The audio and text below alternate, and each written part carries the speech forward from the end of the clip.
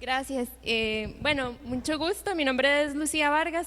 Lo que les voy a presentar fue parte de mi investigación de la tesis, que fue un proceso de casi 4 años. Empezamos en 2021, después de que ya había pasado un poquito lo de la pandemia. Entonces, lo que les voy a contar un poco es esa historia. Vamos a ver, ¿cómo hago? ¿Para abajo? Ok. Es una historia en la que estuvimos literalmente todos en el mismo bote desde el 2021 y es una historia muy gratificante porque es una iniciativa que continúa hasta hoy en día y que es gracias al apoyo de un montón de actores en ese bote. Tuvimos a geólogos, al alcalde, a biólogos, a gente de Incopesca y todo el mundo estaba en esas. Entonces voy a contarles un poco qué fue lo que tanto estuvimos haciendo. En general todos estábamos unidos con la idea de proteger un recurso común, como ya hemos hablado, ¿verdad? El recurso pesquero es súper importante en esta zona y lamentablemente muchas de las poblaciones de especies de interés comercial están en declive, en parte por sobrepesca, pero también hay otras amenazas como cambio climático, degradación de hábitat. Entonces la idea es que para poder proteger efectivamente las poblaciones y que sigan estando disponibles por una cuestión de la salud del ecosistema, pero también por una cuestión de bienestar socioeconómico para pesca responsable, es tratar de generar datos e información que ayuden a guiar, a establecer medidas de manejo efectivas. Que muchas veces en nuestras regiones, muchas veces en nuestras regiones, ¿verdad? En las zonas tropicales y así, esas zonas más amarillitas, falta esa robustez científica, falta información y también muchas veces falta capacidad, También muchas veces falta capacidad para implementar las regulaciones que ya existen, ¿verdad? Y dentro de eso están, por ejemplo, los monitoreos. Y nosotros creemos que la ciencia ciudadana es una manera, ¿verdad?, de ayudar a generar esos datos que se necesitan y también de generar capacidades.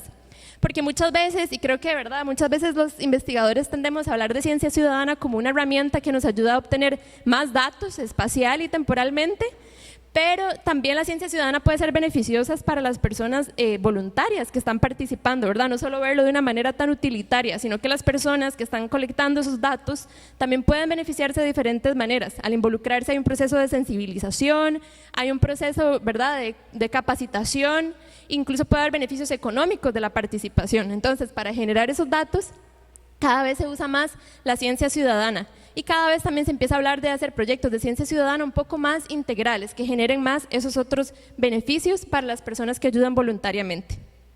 Entonces vimos la oportunidad de tratar de involucrar esto en el monitoreo de peces del área marina de manejo Bahía Santa Elena, donde, bueno, como ya sabemos, se estableció hace poco relativamente, y después de eso se crearon protocolos de monitoreo de esos peces de interés comercial, que son uno de los elementos focales de manejo. O sea, son una de las razones de ser de que se haya establecido el área de manejo.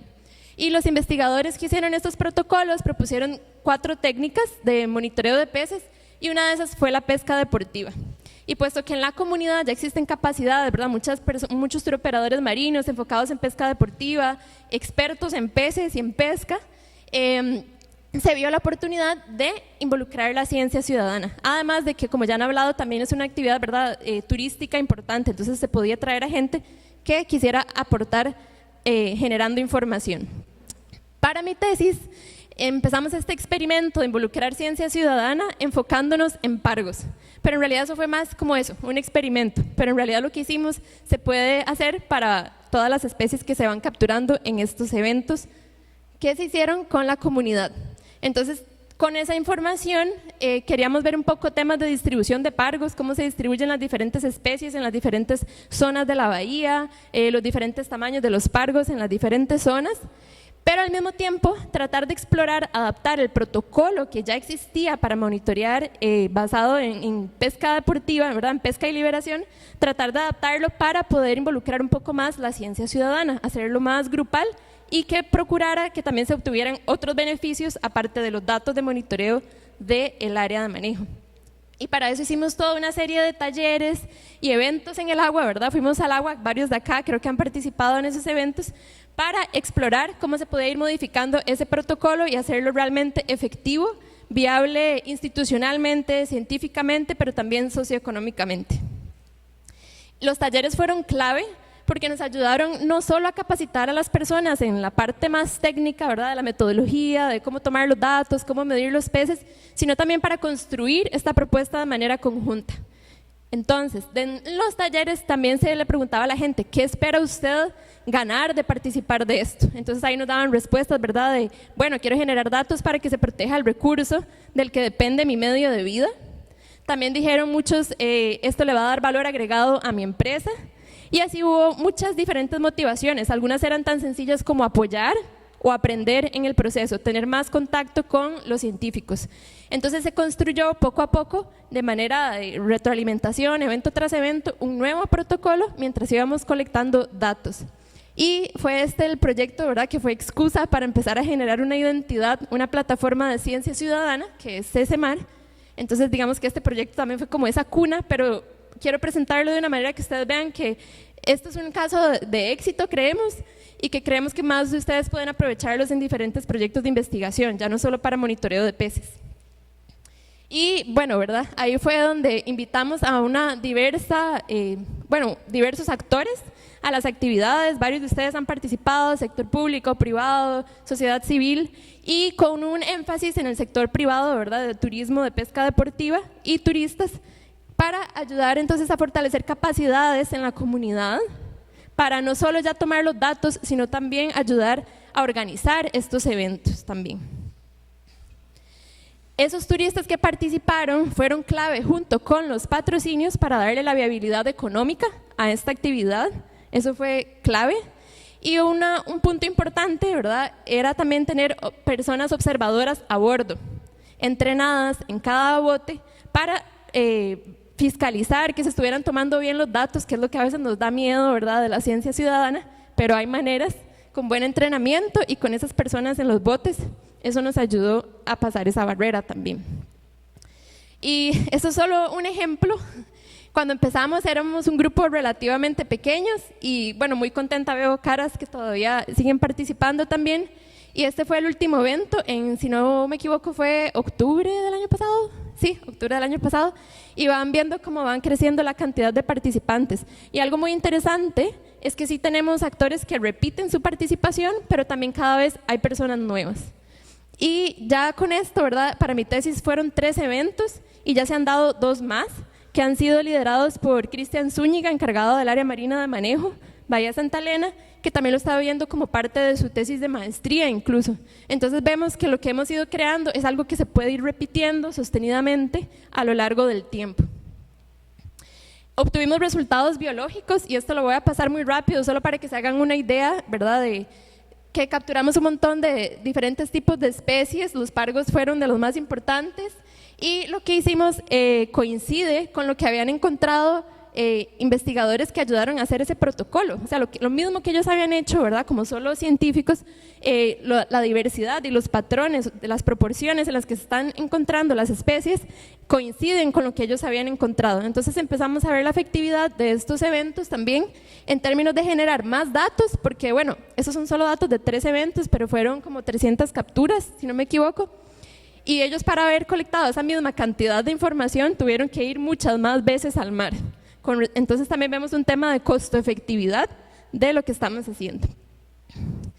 Pudimos obtener información espacial de mis parguitos, entonces poder comparar un poco las cantidades o la biomasa en los diferentes ambientes. Entonces, por ejemplo, aquí veíamos que había más en la zona de manglar, y conforme nos vamos hacia la zona externa de la bahía, va disminuyendo. Ese es otro tipo de información que se puede obtener. También vemos cómo se distribuyen los pargos de diferentes tamaños. Para algunas de las especies de las que tuvimos más datos ya empezamos como a comparar un poco.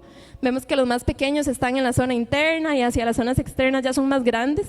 Y esto nos da sugerencias de cómo está siendo utilizado este hábitat de esta bahía para esas especies de interés comercial, potencialmente, ¿verdad?, como una zona de crianza que está permitiendo que poco a poco, conforme van creciendo, eventualmente emigran de la bahía y también están disponibles para la pesca. Entonces eso, ¿verdad?, muy importante porque es parte de la razón de ser del área de manejo.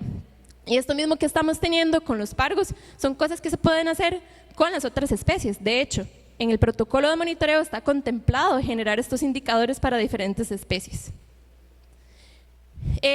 Una cosa importante es que nosotros estamos colocando marcas en los pargos y en peces de interés comercial, los que son los elementos focales de manejo, que tienen un código único.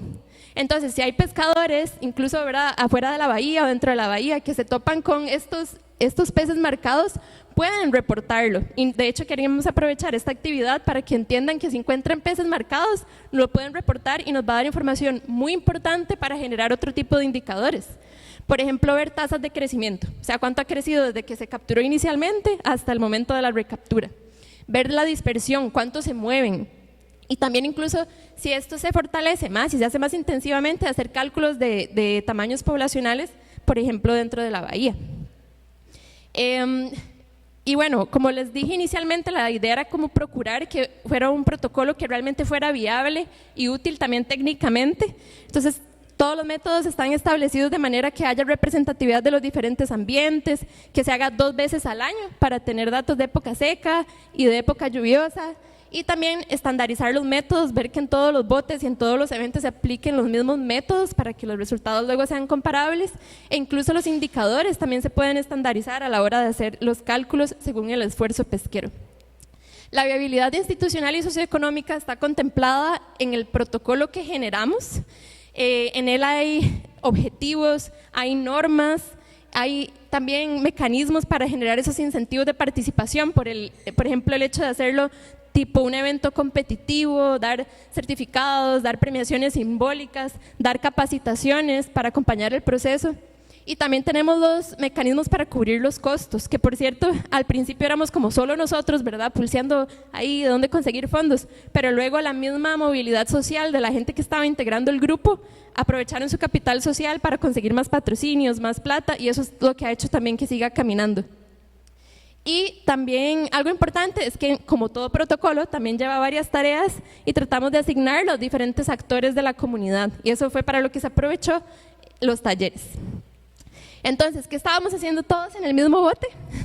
Bueno, generando esta plataforma de ciencia ciudadana que se llama CCMAR, pero también lo que les dije inicialmente que necesitamos para poder proteger efectivamente este recurso, generar información, datos, y también creamos una herramienta y capacidad de monitoreo en la comunidad que puede seguir siendo utilizada.